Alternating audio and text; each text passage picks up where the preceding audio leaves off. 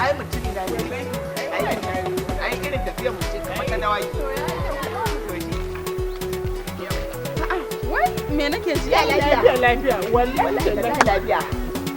Lalle ko shine naji kaman kuna kokawa. Ai Wallahi haka muke yi. Ai mun saba da rayuwar mu. Yawa mu To, je shikenan. to. Ko mu shiga gaba ne?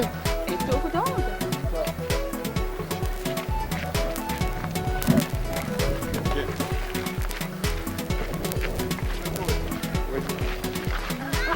Har yanzu dai a biya karewa. Ai haka muke yi. haka muke aiki.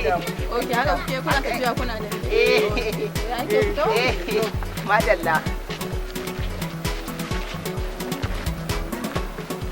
Cut.